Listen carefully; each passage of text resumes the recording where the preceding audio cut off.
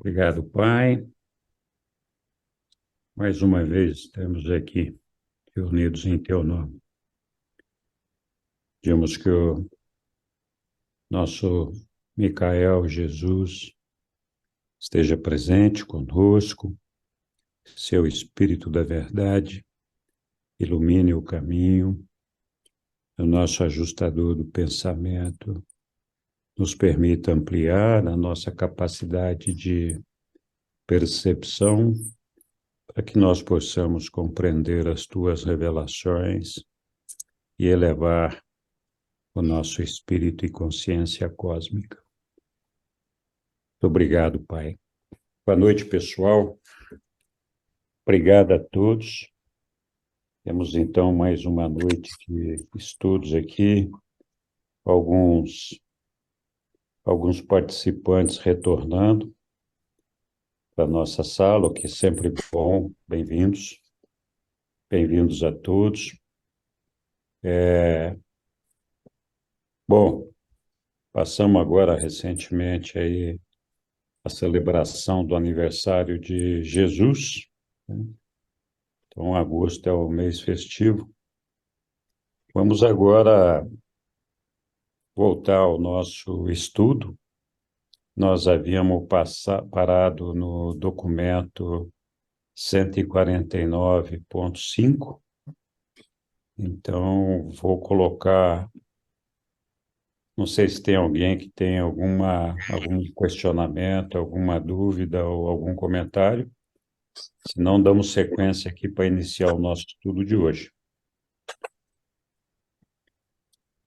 Nós precisamos da ajuda de um voluntário para fazer aqui para a gente a leitura do documento hoje, que é então, a lição sobre o contentamento. Vamos lá. Posso ler? Tá bom. Obrigado, Sussu. Só que os nossos dois microfones estão ligados. Eu vou colocar meu... Uhum. A lição sobre o contentamento. Certo dia, quando Jesus estava dando palestra ao grupo de evangelistas, trabalhando sob a supervisão de Simão Zelote, durante a conferência da tarde, Simão perguntou ao mestre: por que algumas pessoas são muito mais contentes e felizes do que as outras? O contentamento é uma questão ligada à experiência religiosa? Entre outras coisas, em resposta à pergunta dele, Jesus disse: Simão, algumas pessoas são naturalmente mais felizes do que as outras.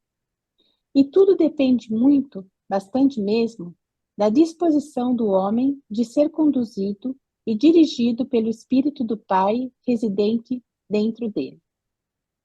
Acaso não lestes nas Escrituras as palavras do homem sábio? O espírito do homem é a luz da vela do Senhor, perscrutando todas as partes internas. Ai, meu Deus.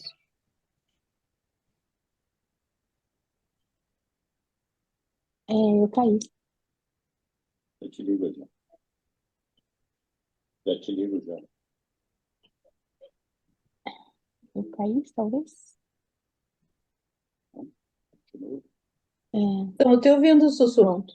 Ah, então tá bom. Achei que tivesse caído, porque desapareceu tudo aqui. Desculpa. Eu vou ler de novo, porque eu me perdi. Simão, algumas pessoas são naturalmente mais felizes do que outras. E tudo depende muito, bastante mesmo, da disposição do homem de ser conduzido e dirigido pelo Espírito do Pai residente dentro dele. Acaso não lestes nas Escrituras as palavras do homem sábio? O espírito do homem é a luz da vela do Senhor, perscrutando todas as partes internas. E também o que esses mortais guiados pelo Espírito dizem? Os desígnios caíram dentro de mim em lugares convenientes. Sim, eu herdei uma coisa boa. O pouco que um homem reto tenha é melhor do que as riquezas de muitos homens maus. Pois um bom homem tirará a satisfação dentro de si. Um coração feliz faz uma fisionomia alegre e é uma festa contínua. Melhor é ter só um pouco, fazendo reverência ao Senhor, do que ter um grande tesouro e complicações junto a Deus. Mais vale uma refeição de legumes e amor do que um boi gordo e com ele o ódio.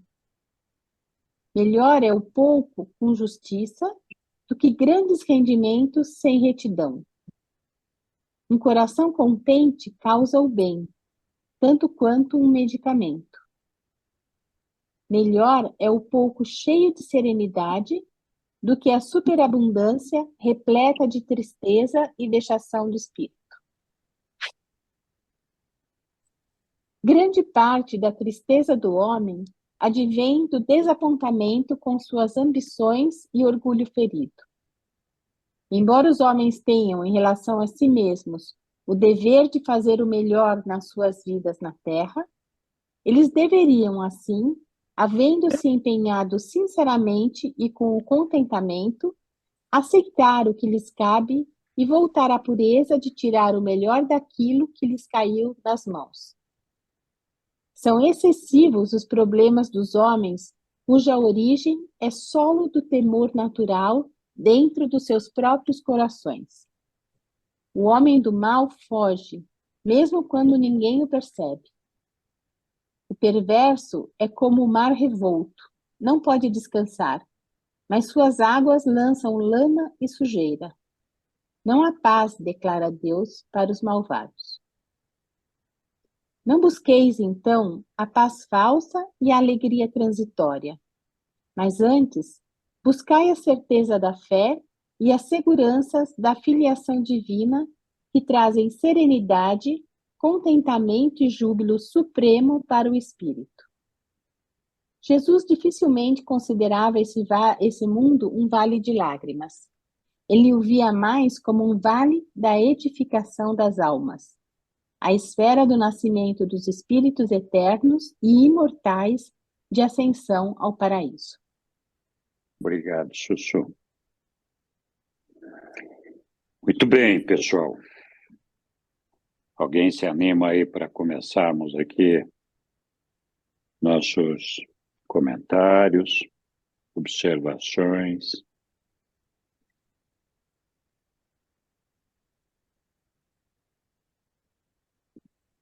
Uma coisa que me chama a atenção nesse texto é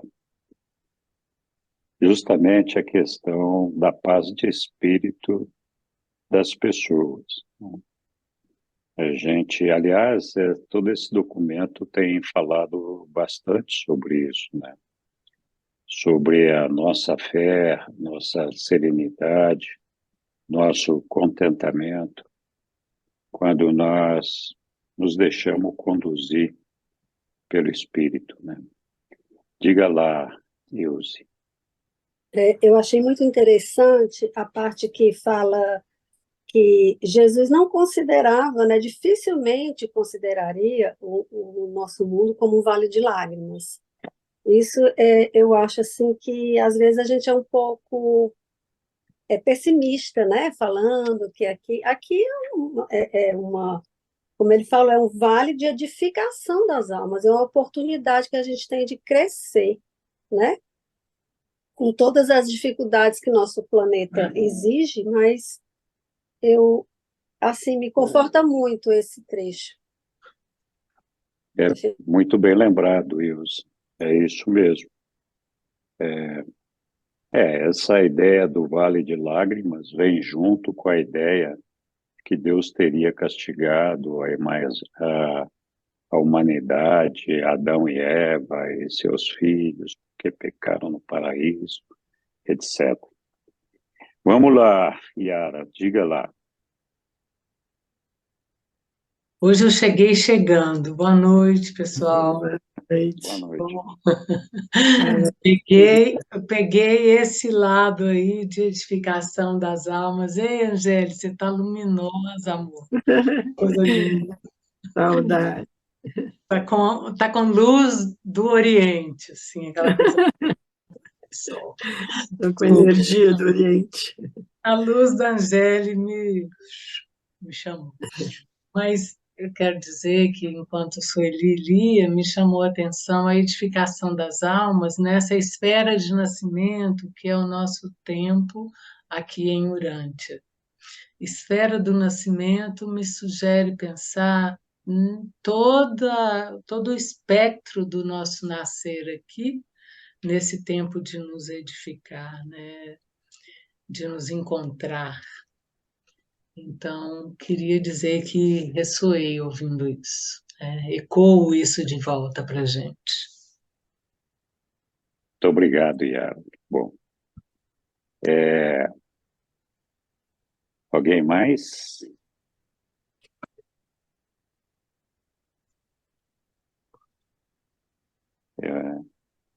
Muito bem. Então, eu só vou completar aqui que eu tinha começado a falar da paz de espírito, né, da felicidade, daquele que se deixa conduzir pelo espírito, né? E a verdade é que todos aqueles que têm dificuldade de acreditar no Senhor, de ter fé em Deus, de ter essa entrega ao Pai, de sentir o conforto que Ele nos dá, realmente tem dificuldade de ser feliz neste mundo aqui.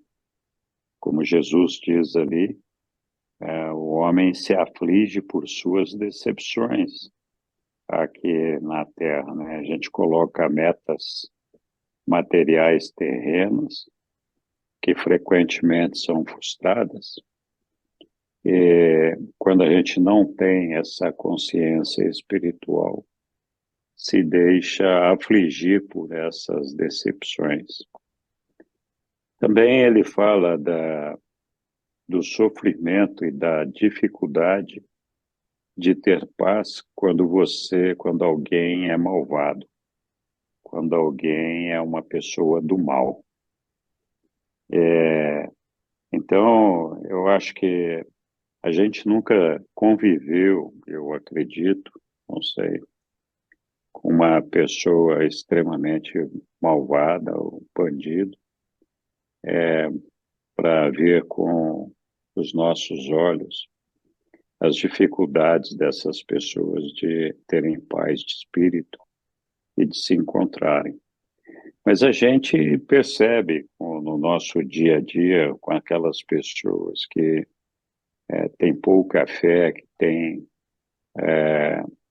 uma atitude arrogante, prepotente, maltrata as outras pessoas, a gente percebe que essas pessoas não são felizes, né? Que elas têm dificuldade de conviver com elas mesmas, elas brigam com a própria sombra, né? É um negócio impressionante, elas não se dão bem nem com elas mesmas. Mas, enfim, vamos lá, Roberto.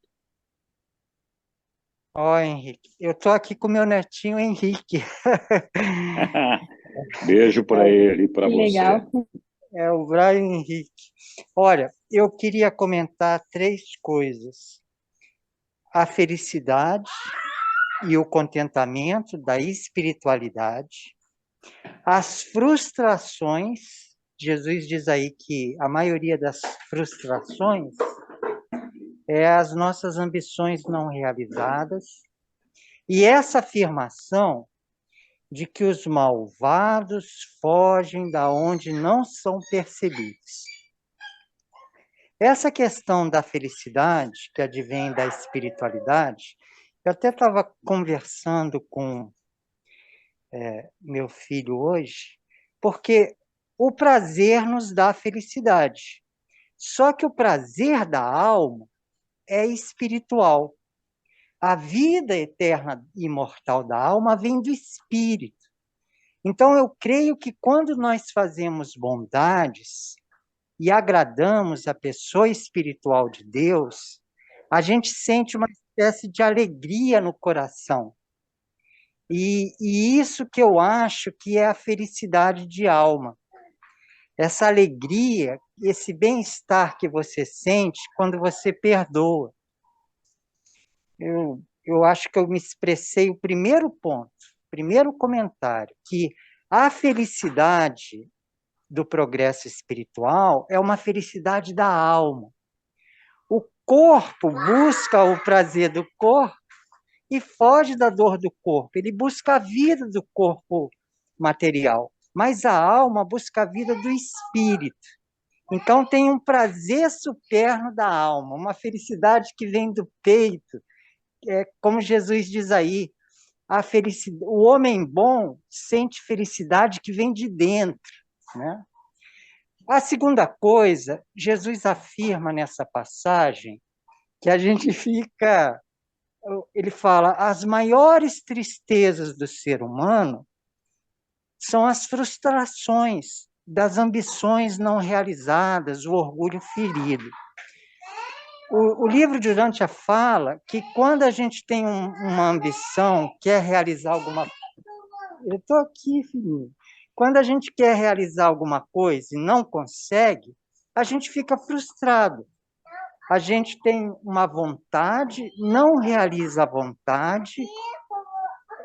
Espera aí, Brian, só um pouquinho. Vem cá. A gente tem uma vontade, não realiza a vontade, fica frustrado. O livro de Urântia fala que quando a gente coloca nossas energias e vontades em algo que não é real, que não vai durar, isso vai terminar em frustração. Então, se felicidade é você conseguir o que você quer, a gente tem que ser sábio em querer o que é bom, o que é possível, o que vai acontecer. Se a gente colocar nossas esperanças em algo que não vai se factualizar, como Jesus falou, a gente vai ficar frustrado, vai ficar triste. Por isso, o progresso espiritual e a realização espiritual que depende de Deus, ela sempre vai virar felicidade, porque é um querer que é sempre possível. E, por fim, eu acho que os malvados fogem da onde não são perseguidos, por quê? A gente não está dentro da cabeça de outras pessoas.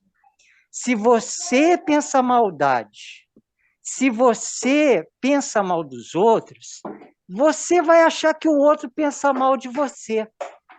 Então você vai fugir da onde não é perseguido.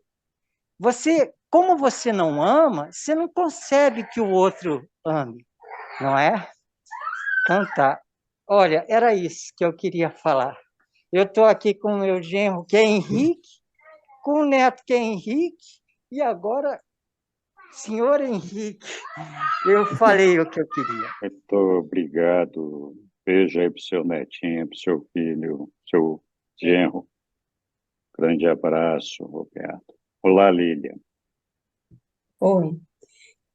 Então, eu estava pensando, né, quando geralmente as pessoas perguntam pra gente, oi, tudo bem? E a gente fala, tudo bem, tudo bem, né? E às vezes a gente tá triste ou tá chateada com alguma coisa, mas, e esses dias eu escutei, então por que a gente fala tudo bem, né? Eu digo, não, tem que ter a gente tem que estar bem. De alguma maneira a gente está bem, mas por quê? Porque a gente tem essa consciência no íntimo que tem alguma coisa boa e que as coisas boas, se não estão bem agora, vão estar depois. E mais que tudo, a gente tá bem porque tem Deus dentro da gente, né? E tem que ter esse reconhecimento.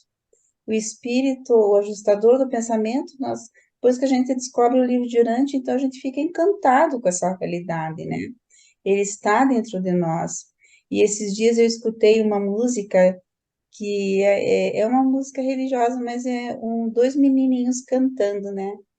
Que eles sempre diziam que estavam bem porque tem alguém que guia eles, que era esse espírito Legal. dentro deles. Nossa, eu achei linda a música, né? Eram dois meninos cantando assim, né?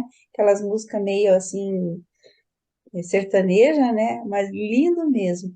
Então eu digo, olha, é uma lição para a gente. A gente sempre tem que estar bem, porque o espírito E é uma razão da gente dizer tudo bem, porque o Espírito de Deus está em nós. Só isso. Lilian, compartilha essa canção no grupo com a gente. Pois é, eu não consegui encontrar com as crianças, mas eu consegui com outro cantor, daí eu compartilho. Tá bom, obrigada. Obrigado, Lilian. Olá, Roberto, como vai? Tudo bem? Diga lá. Tudo bem, Henrique, tudo bem. Deixa eu te falar. Eu ouvindo suas sábias palavras aí agora há pouco, que até a gente fica até bom a gente ouvir, igual você falou, outros colegas falaram, que o quanto o coração de vocês são puros. Eu tirei 30 anos da Polícia Militar do Estado de Minas Gerais e eu vi o mal. Todo dia eu via o mal de frente. E as pessoas que a gente lidava, ela é o mal puro, encarnado. Elas não têm espiritualidade nenhuma. As pessoas não pensam no bem.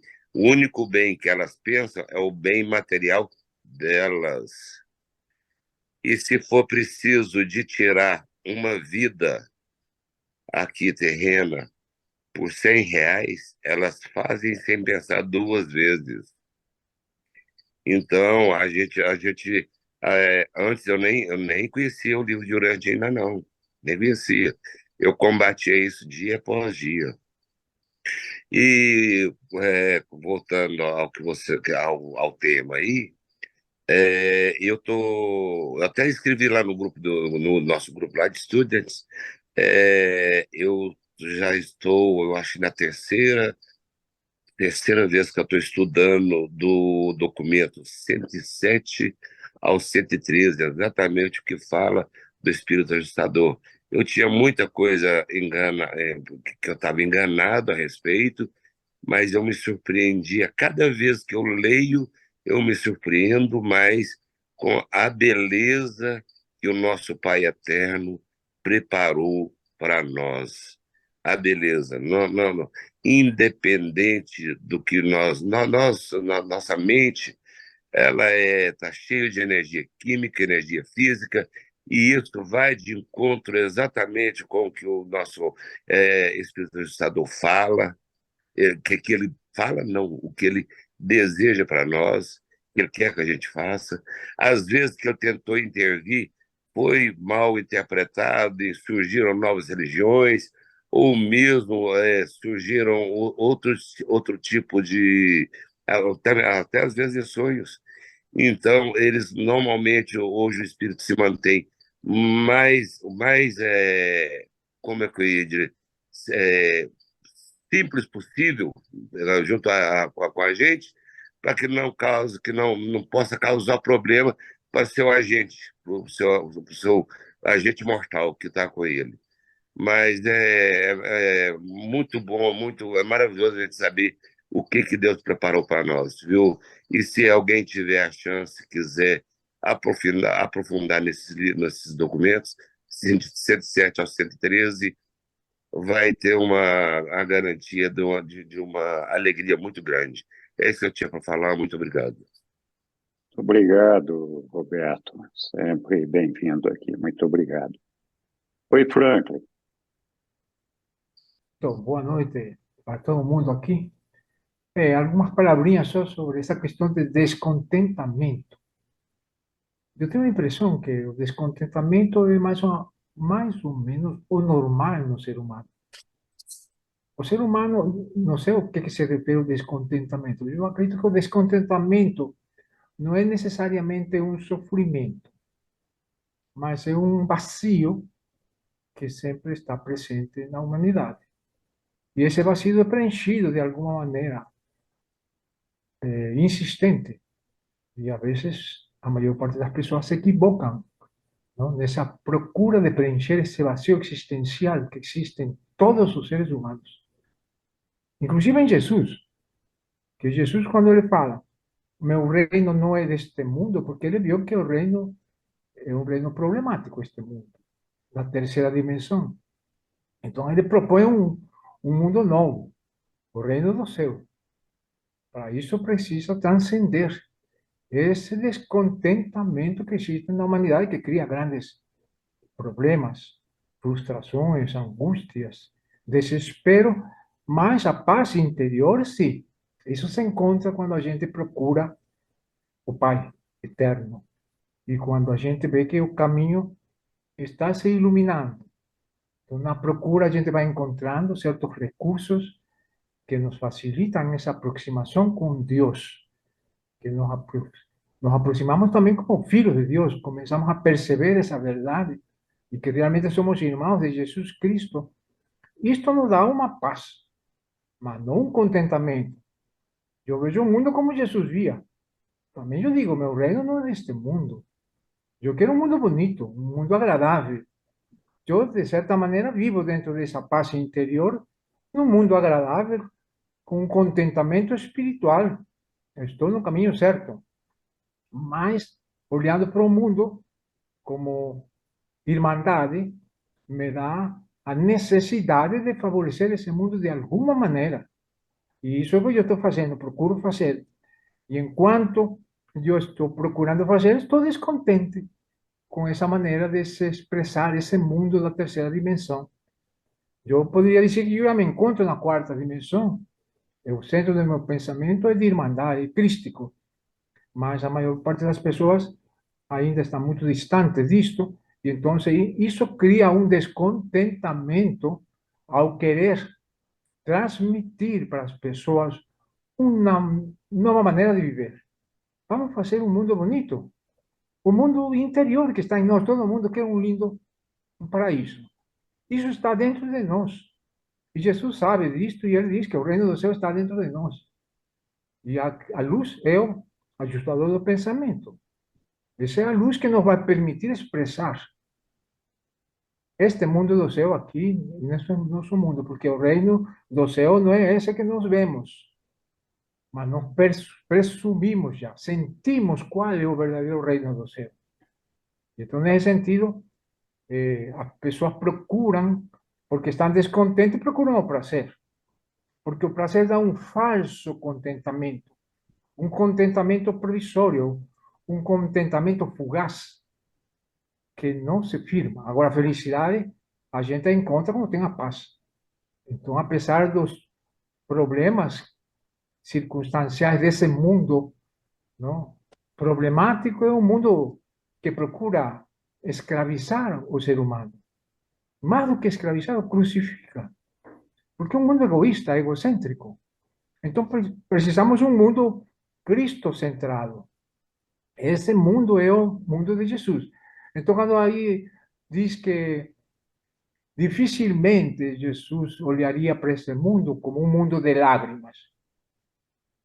Bom, as relações humanas são chorosas. Eu acredito que todo mundo já está chorando. De amor, por compaixão. Mas muita gente está berrando, chorando de desespero, de angústia, de uma terrível frustração, de uma dor que não consegue harmonizar, porque não encontra um caminho. E esse caminho, nós que já estamos mais adiantadinhos nesta percepção, neste grau de consciência, podemos realmente contribuir muito, muito, sem medo. Porque a gente não pode dizer que o mundo é ignorante, culpar o mundo, o povo não sabe votar, essas coisas todas, essas brigas inconsequentes entre um lado contra outro, essa separação absurda, é o que provoca um distúrbio, não, psicoemocional doentio no mundo. E isto temos que, os que temos mais consciência, procurar um jeito de nos unirmos e levantar essa força espiritual escondida no povo inocente, que está escravo. Trabalha, trabalha, trabalha, se desespera, ou então entra num caminho equivocado, e o desespero piora, e aí a gente vai, os que estão melhorzinhos se acomodam, mas agora ninguém vai se acomodar mais, porque o mundo reclama nossa responsabilidade. Então eu estou descontente com esse mundo que não é meu reino. Então eu quero meu reino. Mas, dentro do meu interior, estou satisfeito com o meu ajustador do pensamento, com o Espírito da Mãe Divina, que ilumina minha mente, e também com o Espírito da Verdade que nos deixou Jesus e é que é meu ponto de referência. É só isso que eu queria falar e agradeço. Obrigado, Franklin. Falou pouco, falou bastante, mas tudo bem, é isso mesmo. Bom, de fato, nós só queria colocar aqui mais um pensamento. Nós aí nos últimos dias, nos últimos estudos, falamos muitas vezes da necessidade do tratamento para aquelas pessoas que têm algum problema e precisa de alguma ajuda, seja ela psicológica, psiquiátrica, acupuntura, yoga, enfim, reflexão, meditação. Eu acho que todas essas coisas ajudam as pessoas a se encontrarem. Mas tem um tipo de doença que ninguém, não tem psiquiatra, psicólogo, médico nenhum que consiga resolver, que é a doença do espírito. E as pessoas que são malvadas, realmente malvadas, o problema delas é que elas não conseguem ter ou aceitar essa coordenação com o espírito. E por isso elas são assim completamente perdidas. E a cura para isso é a fé no nosso Pai, é encontrar o nosso Pai. E essa doença da falta de contato com o nosso Pai, essa pobreza espiritual, infelizmente, nem Jesus se atrevia a curar.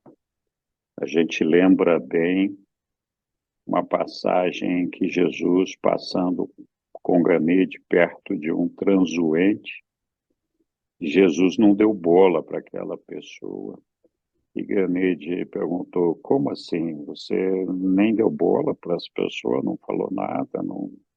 Jesus falou assim, não, não vamos perder tempo, ele não precisa de nós. Não perca seu tempo com isso. Então, e esse é o caso, por exemplo, de muita gente, eventualmente, que, como o livro Os Reveladores nos contam, de um dos tipos de morte. Eles falam da morte do corpo, a morte do cérebro e a morte espiritual. A morte espiritual é aquela onde o ajustador do pensamento, completamente desapontado com o indivíduo que ele habita, percebe que não tem nada que ele possa fazer para levar aquele cidadão, aquele ser, ao reconhecimento de Deus. Então, o ajustador simplesmente abandona a mente daquela pessoa. Então, essa pobreza espiritual não tem medicina, não tem terapia que cuide, infelizmente, né? A pessoa já se perdeu antes mesmo de morrer. Muito bem, diga lá, Franklin. Eu estou de acordo com você, Enrique. A perversidade chega a um limite, a um momento abismal que não tem mais retorno. Mas essa perversidade, vamos dizer que seja 10%. 90% somos bons. Agora, se esses 10% vão a triunfar, é absurdo. É porque os 90% não estão agindo, estão indiferentes, estão hipnotizados com a perversidade e eles não conseguem encontrar como lutar contra essa perversidade, que não se pode lutar, porque Jesus mesmo não luta contra a perversidade. Correto, pois a perversidade vai acabar por si mesma. Mas desde que a verdade, a espiritualidade sobrepuje essa perversidade de uma maneira pacífica, só com o bom senso. Se eu fosse o Papa, estava pensando hoje, né, que o Papa fala tão bonito.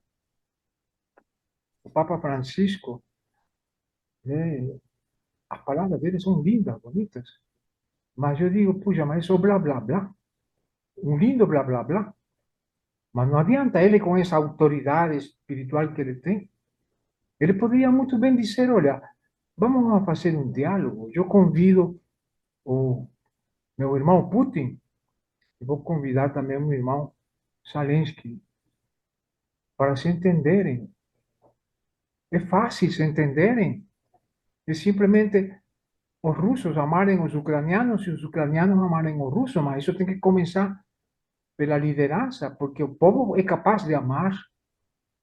O ucraniano pode amar os russos, eram irmãos, eram mais ou menos a mesma cultura, a mesma religião, a mesma tradição, e de ambos os lados, e se tornam assim inimigos, terríveis inimigos.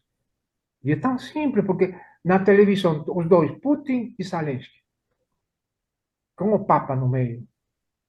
Podia convidar também quem quisesse ser convidado, podia convidar o Biden, podia convidar, se quiser, até o Donald Trump, Bolsonaro, Lula, podia convidar o Macron, todos os líderes, para que vejam esse diálogo que o Papa diga, meu amigo, meu irmão, por que você permite que morram tanta gente que vocês dizem que amam? Tantos russos morrendo aí, e tantos ucranianos, inutilmente, estupidamente, absurdamente. Por que isso?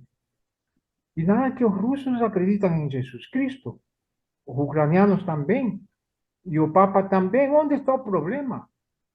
Onde está o problema se estão com Jesus Cristo? É a referência, é o amor, é a bondade, é a beleza, é a verdade, está aí. E por que ele não faz isso? Não que ele vai tomando partido, não? De uma maneira muito sutil, ele toma partido para um lado e para outro, ele não fica neutro, ele não fica longe de sua crença limitante, de sua ideologia, de sua separação, que não consegue se unir.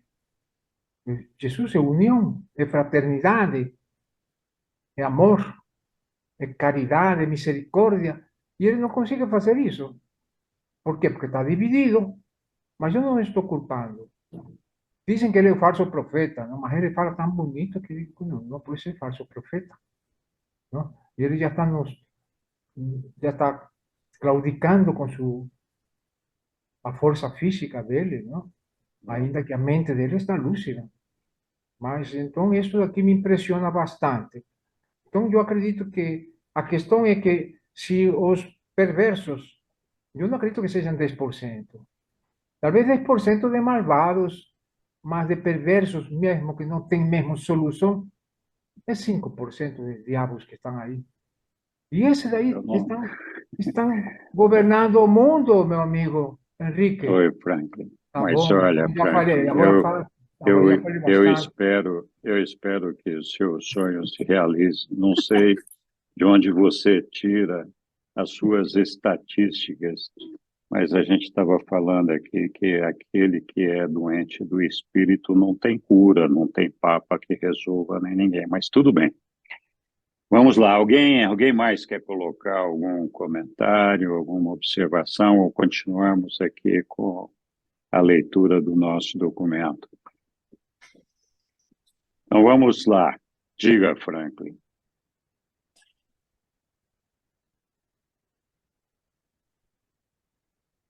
Franklin?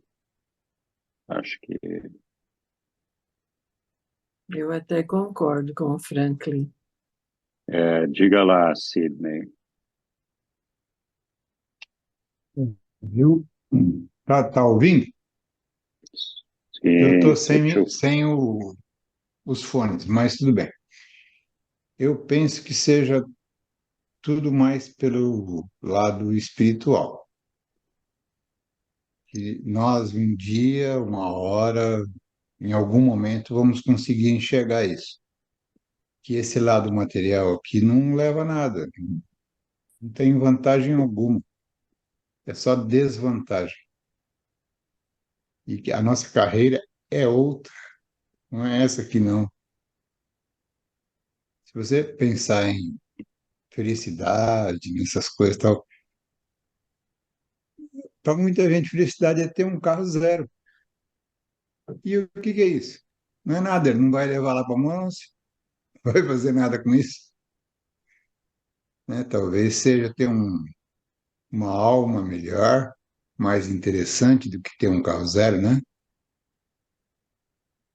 Então, o sentido é mais realmente espiritual e não material. É o que eu penso. Obrigado. Acho que você pensa bem, Sidney. Muito obrigado pela manifestação. Franklin hoje está animado, né? Vamos lá, Franklin. Estou animado, mas a veces también me descontento. Yo no es que eu fico desanimado, mas fico descontente. Porque a gente se entender é difícil. Cada cabeça é um pensamento e cada coração é um sentimento, né? Então a gente não se entende mesmo. Mas quando existe um comum denominador, Jesus Cristo é nosso comum denominador. Se ele veio aqui, ele abre o jogo, ele faz sua caminhada. Os poucos apóstolos que conseguem compreendê-lo, o aceitam e fazem também sua caminhada. Morrem heroicamente, mas fizeram alguma coisa. Mas não seguimos o exemplo de continuar fazendo não para morrer, e sim para ser verdadeiros. Esta que é a questão. Então não adianta cursos e mais cursos, conversas e mais conversas, se a gente não faz uma oração. A ação é uma ação que é definitiva e pacífica. É pacífica. Vamos convidar um evangelho ao mundo todo, não uma igreja especial, não uma crença especial, não um livro especial, nem que seja o livro Durante, nem Alcorão, nem Bíblia, mas temos referências de conhecimentos magníficas. O livro Durante é uma síntese do conhecimento humano, do maior valor, e eles acrescentam um conhecimento celestial que nos ajuda muito neste caminho de evolução. Porque, ao final de contas, aqui na matéria estamos no espírito também. A matéria precisa do espírito para evoluir. Sem o espírito não evolui.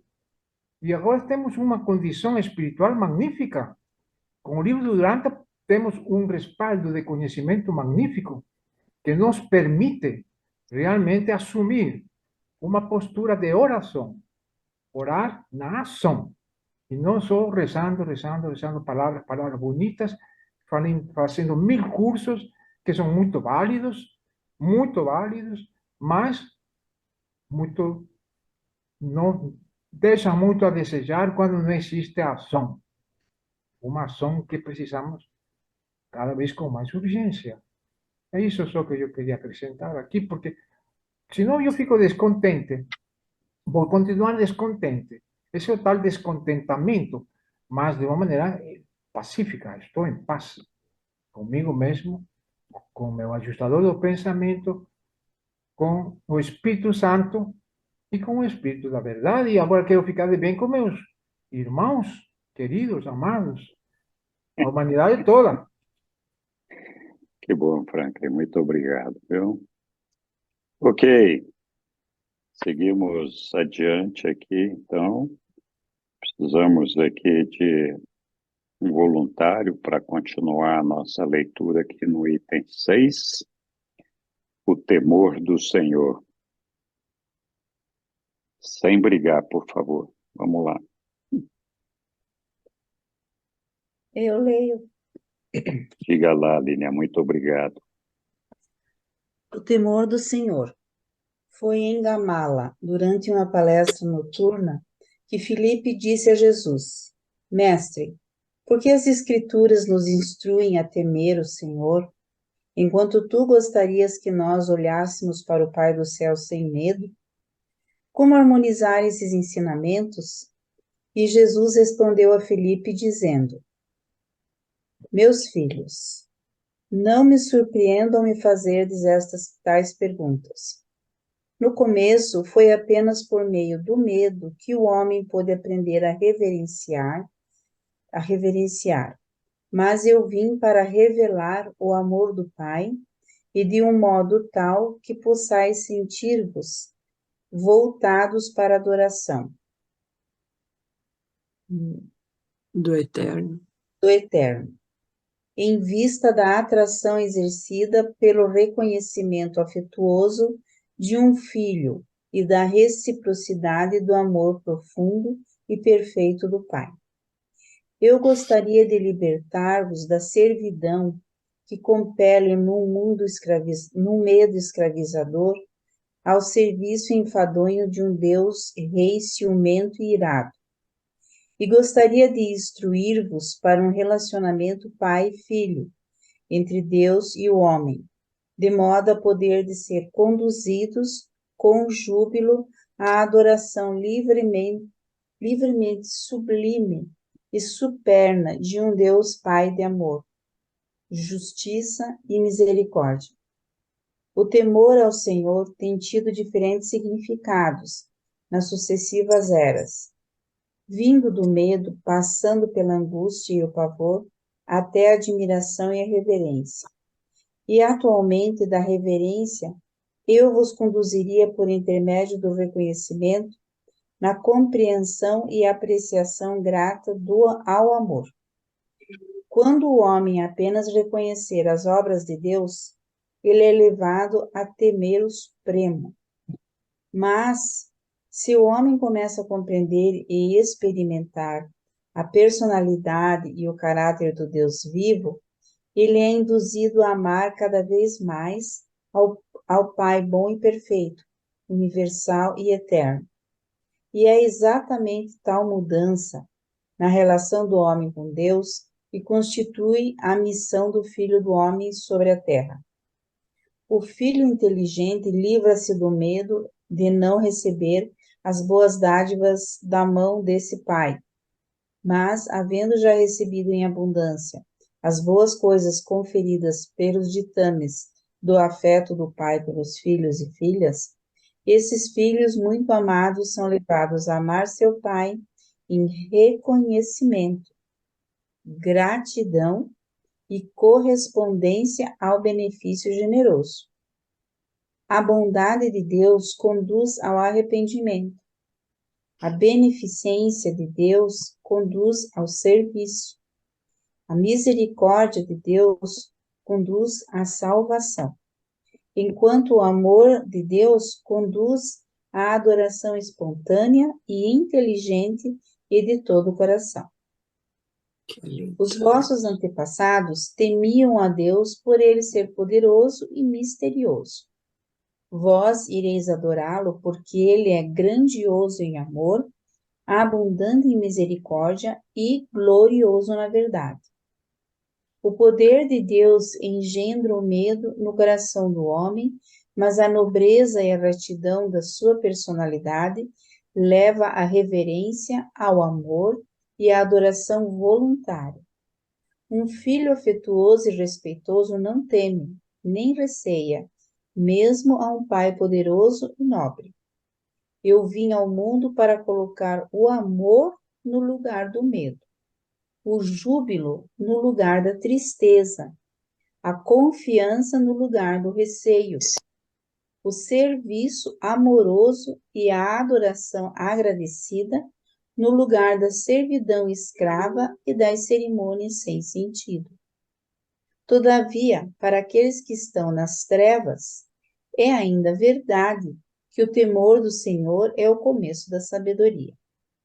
Mas, quando a luz tiver chegado mais claramente, os filhos de Deus serão levados a louvar o infinito que Ele é, mais do que a temê-lo, pelo que Ele faz. Quando os filhos são jovens e despreocupados, eles devem necessariamente ser advertidos a honrar os pais. Mas quando eles ficam mais velhos e tornam-se um tanto mais agradecidos pelos benefícios da ministração e da proteção paterna, por meio do respeito, compreensão e afeição crescente, são levados até aquele nível de experiência em que, de fato, amam os seus pais pelo que são, mais do que pelo que eles fizeram. O pai ama o seu filho naturalmente, mas o filho deve desenvolver o seu amor pelo pai, a partir do medo daquilo que o pai possa fazer, a partir do receio, da dependência e da reverência, até a consideração grata e afetuosa do amor. Já vos foi ensinado que devíeis temer a Deus e guardar os seus mandamentos, pois todo o dever do homem é esse. Mas eu vim para dar-vos um mandamento ainda mais elevado. Gostaria de ensinar-vos a amar a Deus e aprender a fazer a vontade dele, pois é esse o mais alto privilégio dos filhos libertados de Deus. Aos vossos pais foi ensinado temer a Deus, o Rei Todo-Poderoso. Eu vos ensino a amar a Deus, o Pai Todo-Misericordioso. No reino do céu, que eu vim proclamar, não há um rei poderoso no alto. Esse reino é uma família divina, o centro e a cabeça universalmente reconhecidos e adorados incondicionalmente dessa vasta irmandade de seres inteligentes é o Pai e o vosso Pai. É o meu Pai e o vosso Pai. Eu sou o seu filho e vós também sois filhos dele.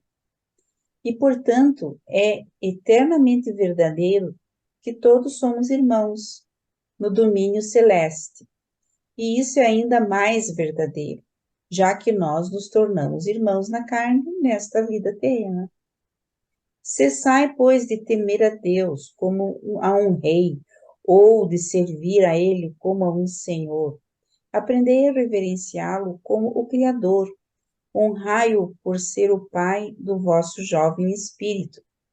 Amai-o como um defensor misericordioso. E, enfim, adorai-o como o Pai infinitamente sábio da vossa realização espiritual mais amadurecida e grata. Dos vossos conceitos errados sobre o Pai no céu, vêm as ideias falsas sobre a humildade. E grande parte da vossa hipocrisia brota disso. O homem pode ser um verme da terra, por natureza e origem, mas, quando passa a ser residido pelo Espírito do meu Pai, esse homem torna-se divino pelo seu destino. O Espírito outorgado do meu Pai certamente retornará para a sua fonte divina e para o seu nível de origem no universo. E a alma humana do homem mortal, que se tornou o filho renascido desse Espírito residente, certamente ascenderá com o Espírito divino à própria presença do Pai eterno. A humildade, de fato, toma o homem mortal quando ele recebe todas essas dádivas do Pai no céu. Se bem que haja uma dignidade divina ligada a todos os candidatos pela fé à ascensão eterna do reino celeste. As práticas servis e desprovidas de sentido, com uma humildade falsa e ostentosa, são incompatíveis com a apreciação da fonte da vossa salvação e o reconhecimento do destino das vossas almas nascidas do Espírito. No fundo dos vossos corações é que a humildade diante de Deus é totalmente apropriada. A modéstia da mansidão diante dos homens é elogiável, mas a hipocrisia da humildade falsa ou autoconsciente e que clama por atenção é infantil e indigna dos filhos esclarecidos do reino. Fazei bem em serdes brandos perante Deus e autocontrolado diante dos homens, mas deixai a vossa humildade ter origem espiritual, e não que seja uma exibição ilusória do sentimento autoconsciente de superioridade. O profeta falou de modo ponderado quando disse: anda humildemente com Deus, pois conquanto o Pai do céu seja infinito e eterno, ele também reside com aquele que tem a mente contrita e o espírito humilde. O meu Pai desdenha o orgulho, repugna a hipocrisia e abomina a iniquidade. E é para enfatizar o valor da solidariedade e da confiança perfeita no amparo amoroso e no guiamento fiel do Pai Celeste, que frequentemente me refiro à criança pequenina, para ilustrar a atitude da mente e a resposta do espírito, que tão essenciais se fazem para o ingresso do homem mortal nas realidades espirituais do reino do céu. O profeta Jeremias descreveu bem a muitos mortais quando ele disse: estais perto de Deus na vossa boca, mas estais longe dele no coração. E também não lestes aquele aviso medonho do profeta que diz: os sacerdotes daqui ensinam por um salário, e os profetas daqui predizem por dinheiro. Ao mesmo tempo, eles professam piedade e proclamam que o Senhor está com eles. Não fostes bem prevenidos contra aqueles que pregam uma paz aos seus semelhantes com injúrias nos corações, aqueles que elogiam com os lábios enquanto o coração é dado ao jogo duplo? De todas as tristezas de um homem que confia, nenhuma é tão terrível quanto ser ofendido na casa de um amigo de confiança. Obrigada. Muito obrigado, Lilian. Texto longo, mas todo ele fala praticamente da mesma coisa. Alguém quer se adiantar, fazer algum comentário? Vamos. Essa questão de temor do Senhor, eu sempre, inclusive, é um dos, na igreja cristã, ela é uma das, alguma coisa do Espírito Santo lá, não me lembro, dos dons do Espírito Santo, o santo temor do Senhor. E que para nós é diferente, né? Então eu fiquei pensando, mas por que esse temor? Por que temer a Deus, né? Então dá a impressão que a gente fica nessa fase, os cristãos pelo menos, né? Do temor a Deus. E aqui Jesus diz claramente, né? Que ele veio para ensinar, em vez do temor a Deus, o amor à sua misericórdia. Muito lindo. É um processo evolutivo, né? O homem primitivo, ele tinha pavor das coisas que ele não conseguia explicar. Ainda hoje tem esse pavor, a gente tem esse medo, tá? Quando a gente não sabe explicar alguma coisa. Então, as tribos lá, a lua desaparecia, todo mundo ficava apavorado, né? O que aconteceu com a lua? Vamos sacrificar uma donzela para trazer a lua de volta. E a lua voltava, né? Então, era assim, a barganha, a oferenda ao desconhecido. Sempre havia por trás disso a ideia do sobrenatural e de que havia algo maior controlando a tudo, e essa dificuldade de compreensão. Então, por isso o homem, durante muito tempo, idolatrou ou venerava coisas como a lua, as estrelas, o sol, mais tarde os diferentes deuses, etc. Mas é tudo um processo evolutivo.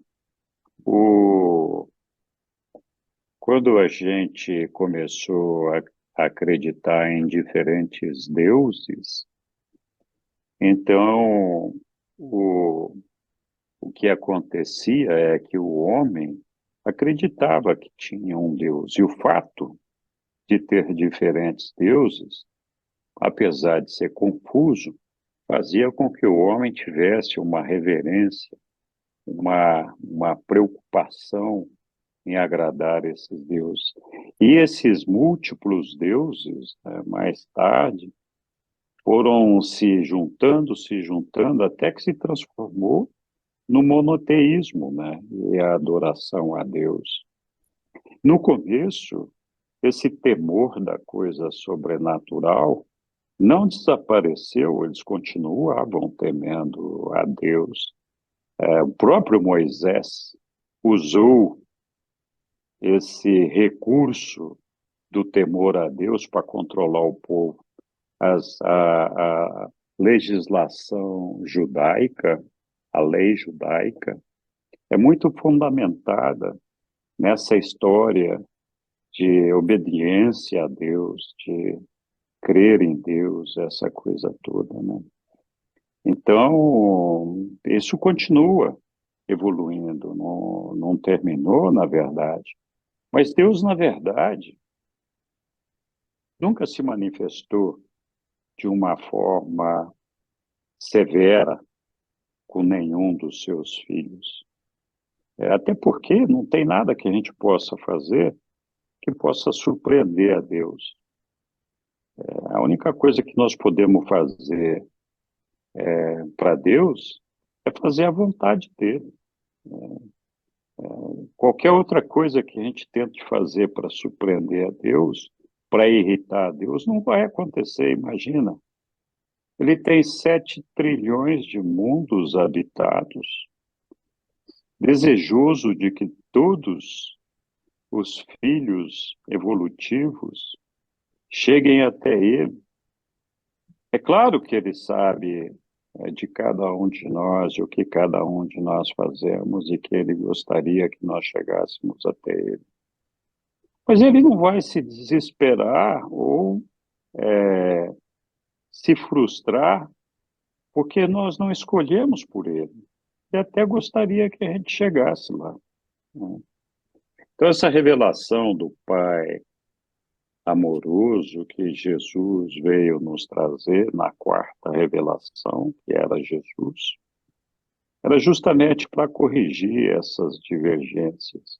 Mas, infelizmente, elas não acabaram aí, né? Porque algumas religiões, especialmente, notadamente nas cristãs, aquele que não teme a Deus e que não respeita a Deus vai enfrentar a justiça divina de um Deus castigador que anotou todos os seus erros no caderninho e vai queimar na eternidade do inferno, né? Vai ficar ali a eternidade toda queimando no inferno. Então continua a ameaça de que a gente vai enfrentar um Deus vingativo, castigador, que vai nos colocar numa situação de sofrimento eterno, porque nós não cumprimos a sua vontade. E, na verdade, tudo isso é uma coisa da cabeça dos homens, né? Deus nunca teve essa atitude conosco.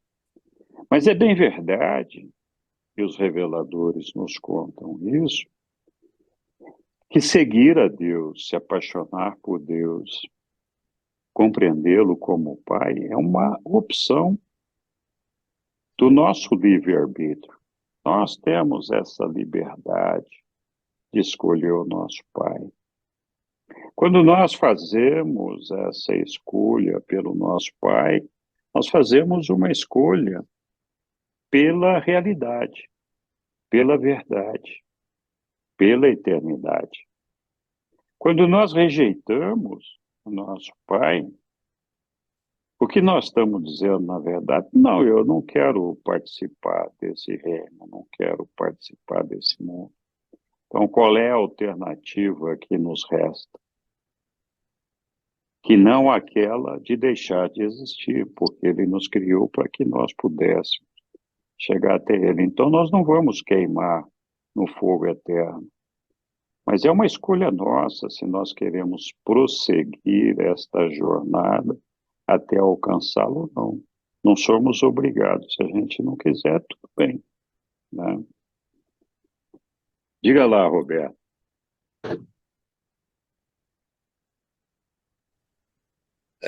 Bem ditas suas palavras aí, o Henrique, como uma verdade, mas a gente fica pensando desde os primórdios. A culpa de tudo isso já veio foi de Caligarte, para início de conversa. Que a coisa estava andando certinho, Adão e Eva estavam nos ensinando certinho como seriam as coisas, perdão, como seriam as coisas, depois houve a divisão de quem seguia Caligástia, de quem seguia a, o Adão e Eva, e o homem, por si próprio, ele tinha que ter temor a alguma coisa. Temor ou aos raios, ou ao fogo, ou à chuva, ou ao sol, ou a um bezerro de ouro. Não interessava. Com o tempo, o homem começou a ficar esperto. Começou a falar que ele era o sacerdote e ele detinha poder sobre certos deuses. E vender aquilo para as pessoas. Ou seja, aí a religião já começou a virar poder. A religião começou a ter poder nas mãos de certas pessoas. E não vou delongar muita coisa, não, porque o livro de Urântia fala muita coisa sobre os deuses fantasmas, como todos vocês já leram lá. Deuses fantasmas nada mais é do que Deus, fantasma que eles falam, se é no caso do livro de Urântia, são deuses que a gente acha que fez o bem aqui na Terra e depois é santificado. São os deuses fantasmas que eles hoje eles relatam lá.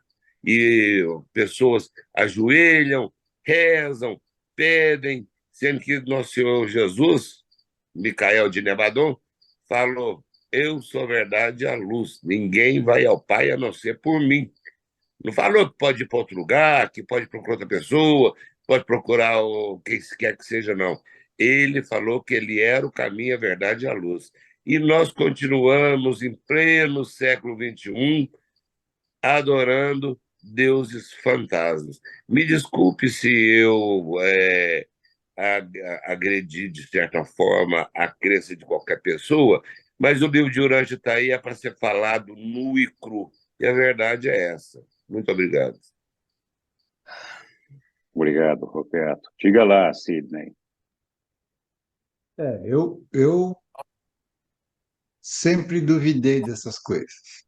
Eu não me conformava com esse Deus ciumento, com esse Deus imperador aí que eu não acreditava, não, eu não conseguia entender isso. Né? Que nem aquela história do Abraão com Isaac lá, que geralmente eu falo disso porque foi o que me fez duvidar muito da Bíblia, foi isso daí. O Abraão mentiu umas 3 vezes, pelo menos, naquela história. E a mentira é sabido que é contra, né? Tá errado. Se pode ou não se deve mentir. E eu não consigo entender isso. Como é que um Deus bondoso, misericordioso, amoroso, pode ser pedir que um pai sacrifique o seu próprio filho? Não dá, né? Não dá para entender isso. É uma coisa completamente maluca. Eu não concordava. Falei, apesar de estar na Bíblia, eu não concordo com isso, não. Nunca achei que Deus seria esse tipo de pessoa, né? E continuei procurando. E o livro Durante me trouxe bastante essa questão aí de elucidar tudo isso, né? De que realmente o que aconteceu e o que era, né? Como bem o Henrique disse sobre a única maneira que Moisés tinha de controlar o povo era impor, né, esse tipo de Deus aí, como Jesus também falou, impôs pelo medo, né? Mas eu não conseguia ter medo de Deus.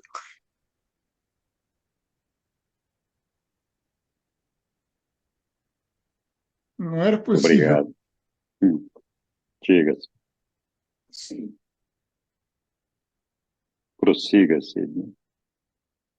Ok. Deixar o Sidney recuperar aí. Obrigado. Olá, Lília. Não, você veja, Jesus ensinou isso para os apóstolos, né? Ele ensinou, ele falou bastante, isso que a gente soube do livro de Urântia. Para os apóstolos, ele deve ter falado muito mais, mas isso não chegou até a gente. Depois de 2000 anos e ainda está essa história de temor. É isso que eu fico, sabe, assim, se bem que agora, e eu acho que é por isso que veio o livro de Urântia também, né? Para que, se bem que a princípio, não sei se eles já tinham esse objetivo, mas parece que não, né? De revelar a vida de Jesus, porque para nós são descobertas magníficas nesse sentido, né? Esclarecer muitas coisas que nos foram ensinadas errados. A gente deveria ter aprendido isso, as pessoas deveriam ter aprendido isso há 2000 anos atrás. Então, isso já devia estar bem evoluído, né? As coisas assim, quer dizer, esse temor, e a gente sabe hoje em dia que as pessoas são controladas pelo medo. E naquela época, se Jesus ensinou isso naquela época, é que nós já estávamos em condições de aprender daquela maneira. Mas não, nós ficamos ainda sendo controlados pelo medo. E ainda somos, na maioria das religiões, né? Porque se Jesus veio e disse aquilo para os apóstolos, é que nós estávamos preparados, né? Então, não sei, minha opinião, pode ser que eu esteja errada, mas por que é que essa mensagem foi tão assim, não foi passada para frente? Essa mensagem de que, né, não precisava mais ter esse temor, que agora a gente deveria cultivar esse sentimento de amor por causa da misericórdia de Deus, por causa de Deus amor, né? E toda aquela questão também antiga, porque Deus, esse Yahvé, né, que foi ensinado na época, ele nunca mandou matar os filisteus, aquilo não era Deus que mandava fazer, né? Ele tinha dado o mandamento que é não matar, como é que ele ia mandar matar, né? Então, fica muito confuso para quem lê a Bíblia. Fica, né? E Jesus veio, esclareceu tudo isso para os apóstolos, e praticamente nada foi passado para a gente. E a Bíblia continuou a ter essas partes e levadas a sério, e até hoje é levada a sério, e graças a Deus veio o livro de Urântia e nos colocou todo esse conhecimento, né, que deixa as pessoas livres para amar a Deus e fazer as coisas por amor, né? Então, é isso. Muito obrigado, Lília.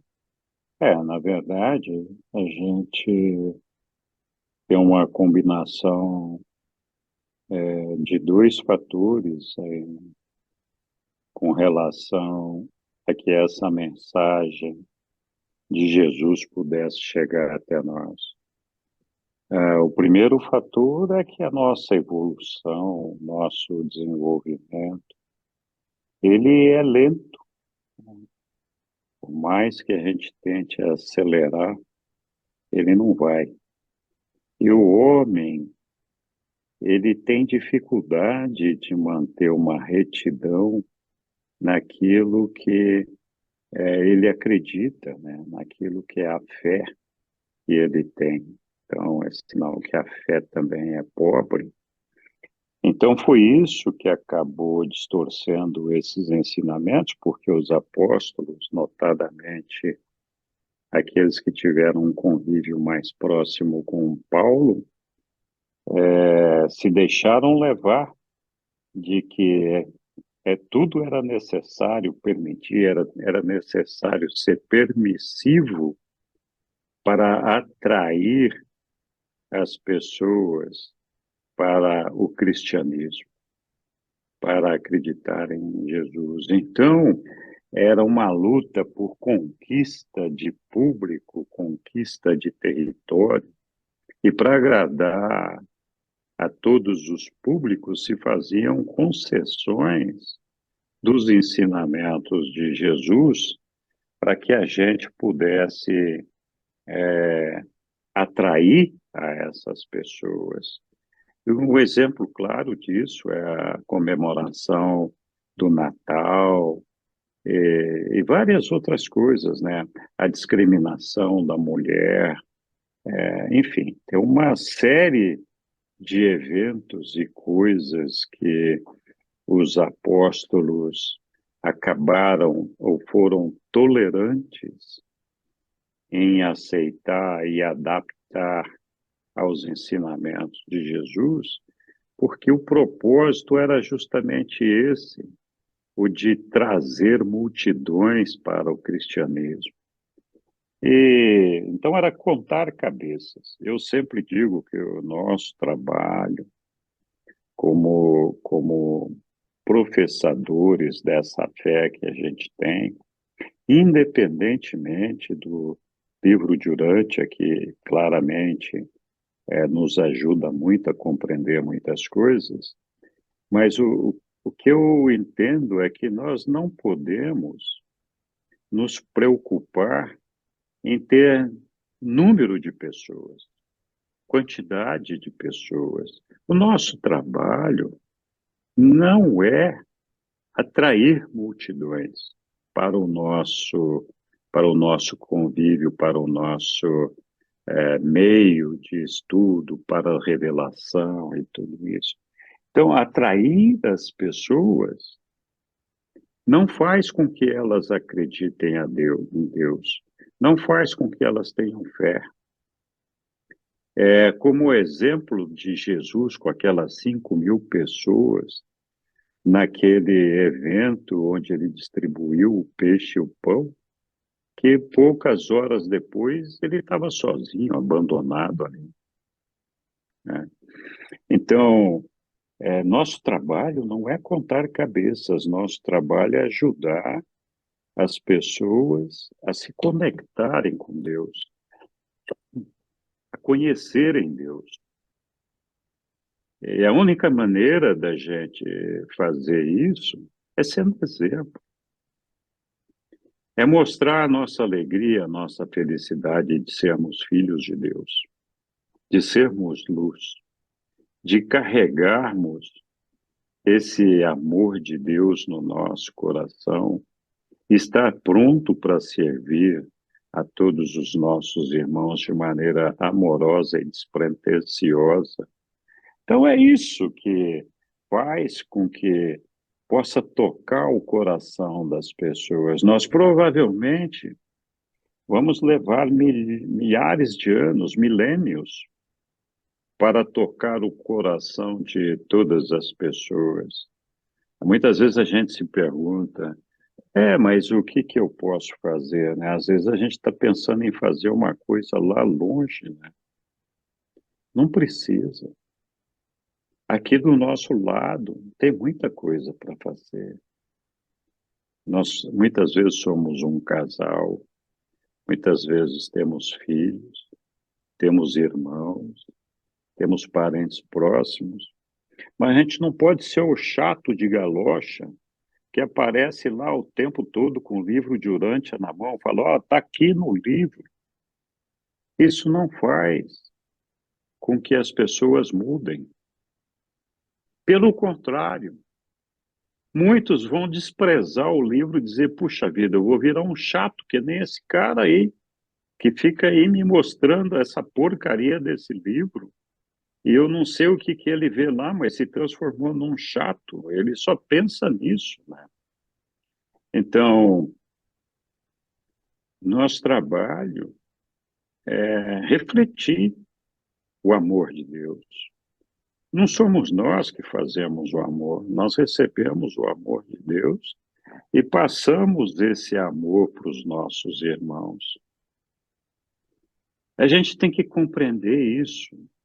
A gente é um canal de serviço ao nosso Pai, para que Ele possa, por nosso intermédio, entregar o amor dele a todas as pessoas que nos cercam. Não só isso, que a gente possa levar a luz do nosso Pai a todos os irmãos. Alguma pessoa, alguma vez, comentou de que Deus é o criador do mal. Não. Deus é o criador de seres imperfeitos como nós. E tudo que Ele deseja é que a gente perceba o amor dele e seja capaz de refletir a luz que Ele emana em nossa direção e que nós sejamos luz também. Quando nós projetamos sombra, somos nós que estamos projetando. Não é Deus que está projetando as sombras, né? Então, eu acho que esse aspecto do nosso trabalho, nós não podemos cometer os mesmos erros infantis que os nossos queridos apóstolos bem-intencionados cometeram. A gente tem a obrigação de revelar para todos os nossos irmãos o nosso Pai, que está o tempo todo mostrando como que a gente pode ser feliz e como que a gente pode superar as nossas dificuldades através do amor de Deus. Então, esse é... Mas, enfim, falei demais da conta. Oi, Henrique, é eu de novo. Deixa eu te falar, como você bem disse aí, os apóstolos, eles fizeram concessões, muitas concessões, e nem estava previsto, segundo o livro de Urântia, nem estava previsto por Jesus isso não, porque Paulo abriu concessão para os gregos e para os egípcios, deixou entrar algumas coisas da crença deles, juntou isso, juntou aquilo e deu naquilo. Pedro já deixou o Império Romano e os judeus, tanto é que na Igreja Católica Apostólica Romana, que se diz ser a Igreja de Pedro, já tem toda aqueles rituais judaicos dentro dela, inclusive a santificação, essas coisas todas que vêm da igreja. Agora, o que eu acho é o seguinte: nós temos um tesouro muito grande na mão. Precisava de alguém que tivesse experiência do nosso meio, além da sabedoria e experiência, criasse uma metodologia que pudéssemos passar para o nosso próximo a ideia do livro de Urântia. Eu me esbarro muito, porque a grande maioria das pessoas não sabe nada de cosmologia, não sabe nada, mais nada do universo. Então, como você explicar para ela sobre o sete universo? Como explicar para ela sobre Nébadon, que nós estamos em Nébadon? Então, sempre esbarram muito nisso. Teve até um colega nosso aí que fez uns desenhos animados muito legais. Eu até já utilizei deles já. O Marcos Damolin também, ele faz também uns estudos muito bons, mas os deles já mais aprofundados para quem já está bem situado no livro de Urântia. Então, precisava de alguém que criasse uma metodologia para que nos ajudasse a levar esse tesouro que nós temos nas mãos e não temos condições, temos poucas condições de passar para as pessoas. Isso é o que eu tinha para falar. Muito obrigado. Obrigado, Roberto. Olá, Daniela. Boa noite a todos. Eu gostei muito dessa parte que fala que os nossos antepassados conheceram Deus através do temor. Gostei da fala da Sandra, que também é bem o que eu acredito, que eu percebo. E assim, antes de entrar aqui com vocês, eu estava participando de uma live que tinha mais de 2.000 pessoas online assistindo o tema conecte-se com a sua centelha divina. Então, assim, eu já vejo que esse futuro, que ele fala assim, que no futuro, não sei se era no futuro, mas no futuro, que a gente iria conhecer Deus através do amor, eu vejo muito isso, porque a moça estava falando assim pro pessoal, gente, quando você está conectado com a sua centelha divina, tudo dá certo, você se sente sortudo, você no seu... E ela falando assim coisas assim com outra linguagem, né? Uma linguagem que abrange mais pessoas assim de todas as religiões, sem citar o livro de Urântia, mas era bem nessa linha de conhecer Deus através do amor, através dessa conexão. Então assim, eu já vejo muito isso por onde eu ando. Eu consigo perceber muitas pessoas apreciando, não chamando o ajustador do pensamento, fragmento de Deus, mas de centelha, de eu sou, de meu espírito, meu guia, sabe? As pessoas cada vez mais apreciando e dando testemunho de como vem uma felicidade interior, de como elas se sentem bem, falando de amor. Então, assim, eu adorei essa parte. Que bom. Obrigado, Daniela. Oi, Sandra.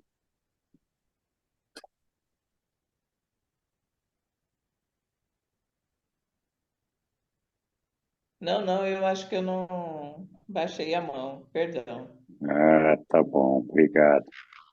Oi, Roberto.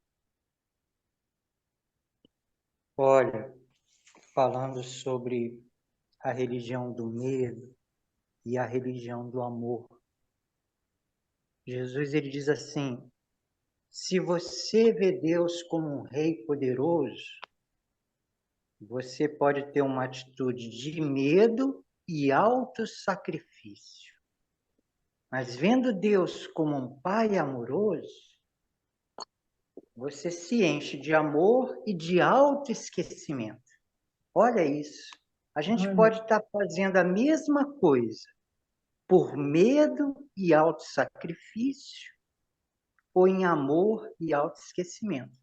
Até no trabalho, por exemplo, eu estou no trabalho, se eu não fizer o que eu tenho que fazer, vou ser despedido, você tem medo, então você se sacrifica. Aí você está, por exemplo, num serviço de amor, se é papai, se é vovô, você faz tudo e se esquece de você e é feliz. Quando você olha para trás, olha o que eu fiz. Então, viver por amor, Jesus ele diz assim, você tem medo? Você pode entrar no reino de Deus como um escravo do reino. Né? Você é escravo da vontade de Deus. Você pensa, se eu não fizer isso, não vai dar bom. Agora, se você tem amor, você se esquece de você e você é feliz. Então, diz que Jesus era um trabalhador calmo e feliz. João Batista era um operário franco e ardente. Quer dizer, a essência que eu acho que quando você vê Deus com amor, você é mais feliz e fica tudo mais fácil. O amor é chamado no Oriente, a yoga, a religião do amor é a Bhakti Yoga. E tem um livro, eu gosto muito dele, é o Vivekananda, falando na yoga, na religião do amor, da devoção. Ele fala, o amor a Deus é o caminho mais simples, que você não sacrifica, você encontra um amor, algo maior do que tudo, então é fácil de renunciar às outras coisas, porque você encontrou um amor maior.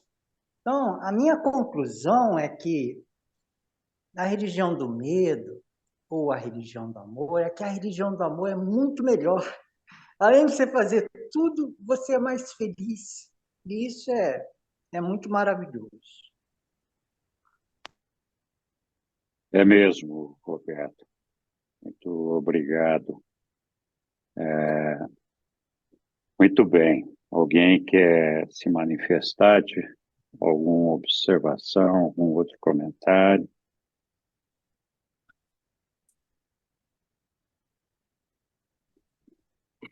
Diga lá, Franklin.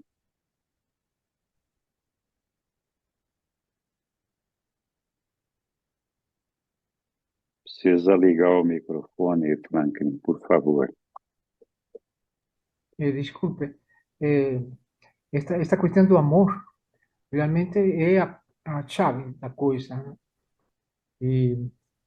Mas onde está o amor? Porque as pessoas querem concretamente, se sente, todo mundo sente o amor, mas não tem uma maneira, uma referência onde se espelhar esse amor que a pessoa sente. Então, a referência que é universal aqui no Brasil, principalmente, né? Ainda que muita gente não acredite em Jesus, mas pelo menos respeita.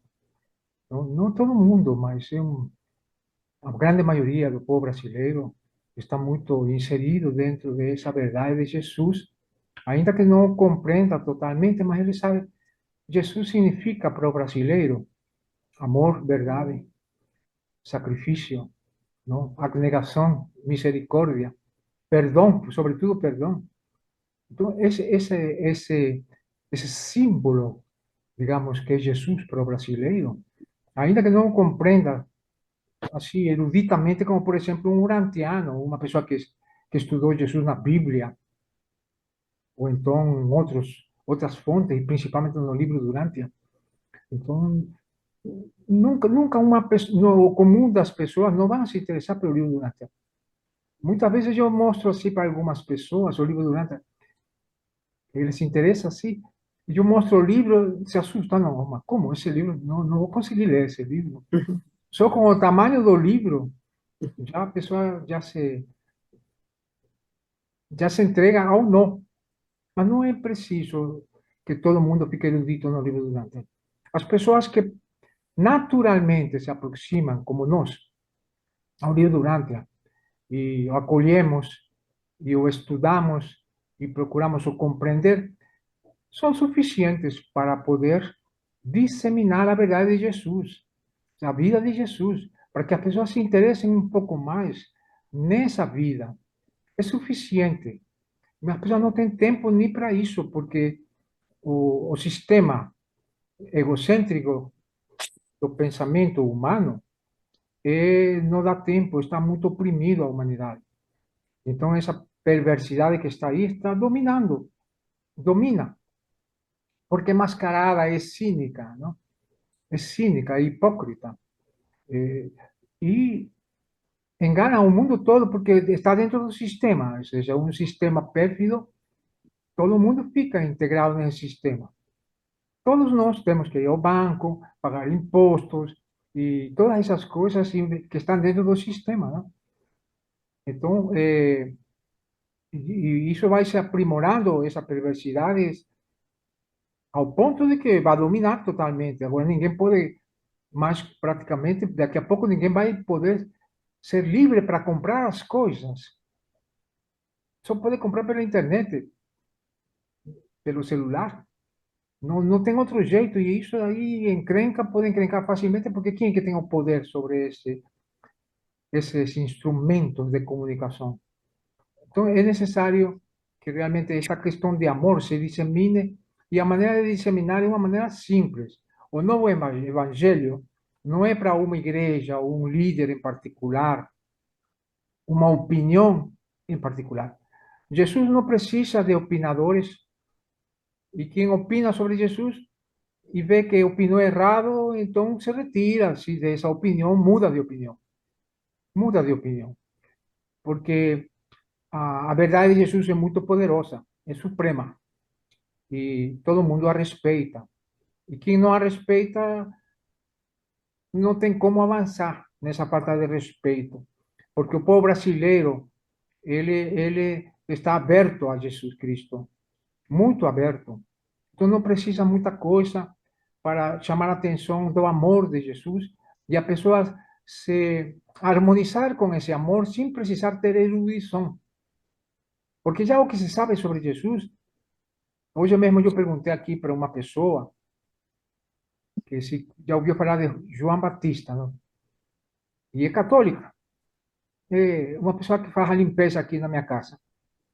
E uma pessoa muito boazinha e bastante inteligente. E ela terminou o segundo grau.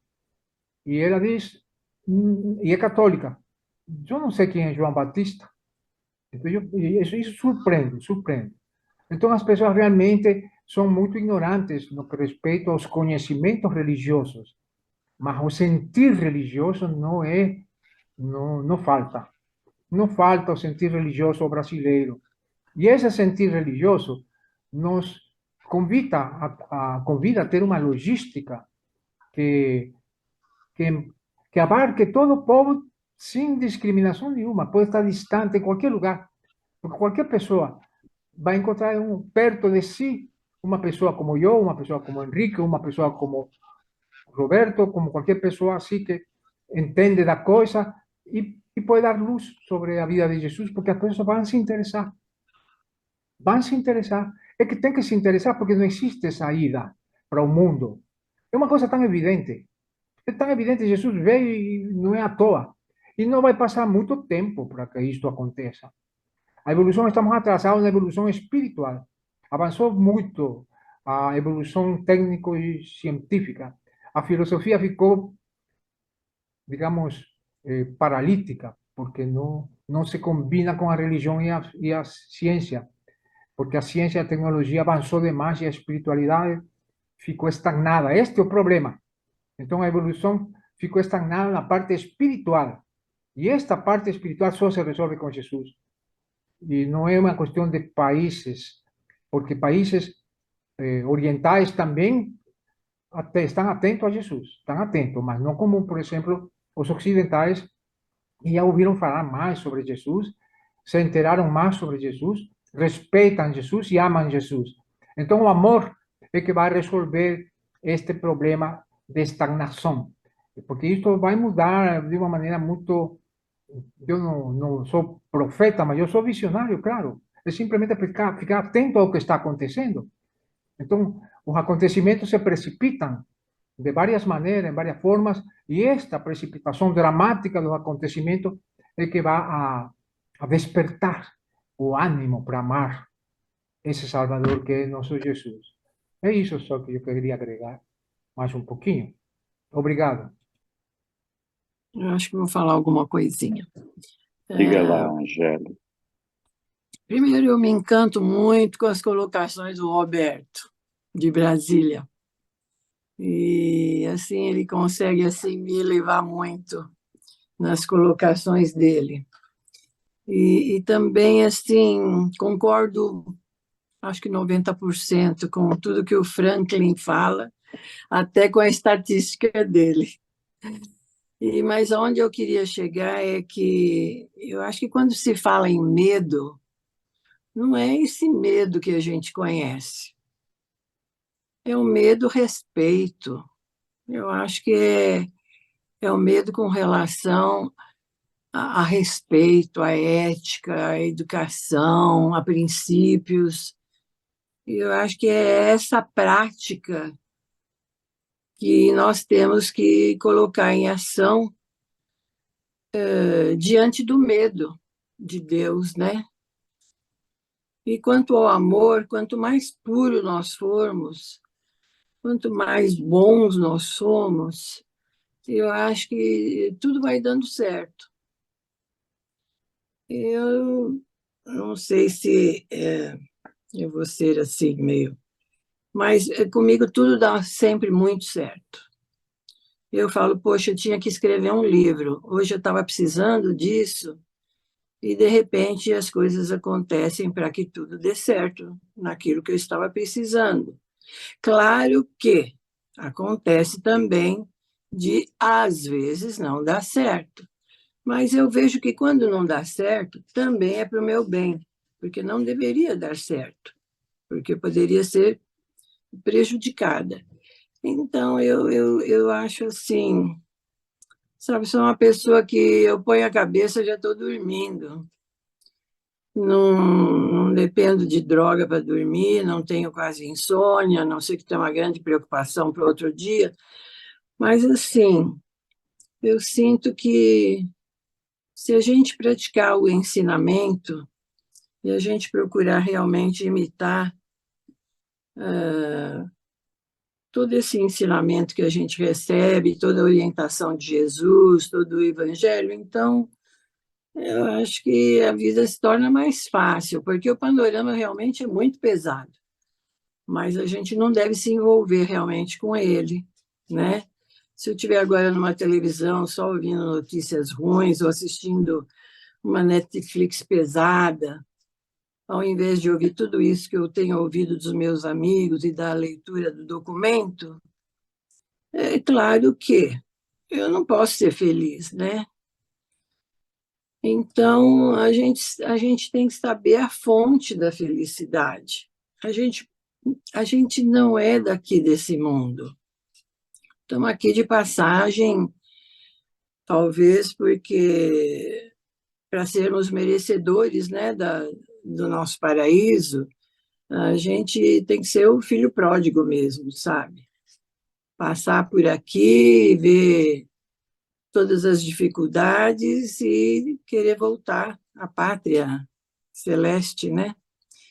Então eu vejo assim, mas eu não sou preconceituosa, não, assim, de achar que, se eu não fizer isso, eu não vou receber aquilo.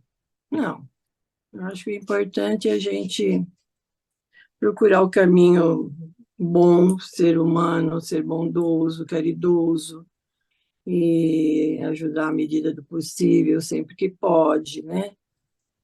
E agradecer muito, muito, muito. Eu sou uma pessoa que acorda agradecendo, que durmo agradecendo. Então, eu acho que a gratidão é muito importante. Acredito muito no merecimento também. Então, é isso. Só isso.